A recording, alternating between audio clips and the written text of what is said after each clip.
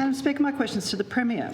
Premier, in a landmark decision, the Federal Court last week found Victoria's Forestry Corporation is not exempt from national environmental laws in its logging of threatened species habitat. Here, independent scientists have confirmed your government's forestry business is clear felling and burning endangered swift parrot, masked owl and wedge-tailed eagle habitat. This is why your GBE has repeatedly failed to secure FSC certification. It is logging old forests that provide critical feeding and breeding habitat for species already pushed to the brink of extinction. Premier, has your government sought advice on the implications of the Federal Court decision for Tasmania? And in thinking about a truly sustainable future for this state, will you rediscover the old Peter Gutwin, the one who rightly and courageously called for an end to old-growth logging in Tasmania? Thank you for lightening me. Thank you. Could the real Peter Gutwin stand up?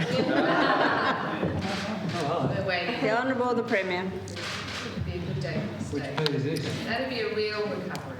Madam Speaker, I thank the Leader of the Greens for that question, which I was certain that at some stage she would get around to, in terms of the decision in the Federal Court. Firstly, let me say that we are obviously aware of the Federal Court decision concerning Vic Forest and the Friends of the Leadbeater's possum. It's, I think, as most people would acknowledge, a complex case. The Federal Court ruling is specific to the Victorian situation, which has a very different set of circumstances to Tasmania.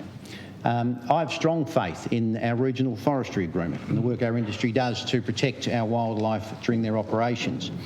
The government recognises especially that our forestry industry is a cornerstone of our Tasmanian economy. It employs thousands of people and injects more than $1.2 billion into our economy while supporting regional communities and families. Our forest management systems and code are quite different from Victoria's, and the processes by which threatened species are managed are also quite different.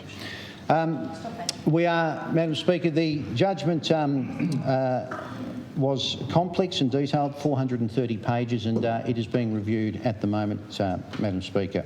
But in terms of the Victorian decision, I can say, as I have mentioned, that we have a strong long-term regional forestry agreement that provides certainty for a renewable, sustainable forestry industry and a recognised world-class forest practices system administered, and this is important, by an independent forest practices authority that delivers ecologically and environmentally sustainable forest management for the benefit of the state, the industry and, importantly, our community. And so, in answer to the question, yes, I'm aware of it. We're taking advice on it.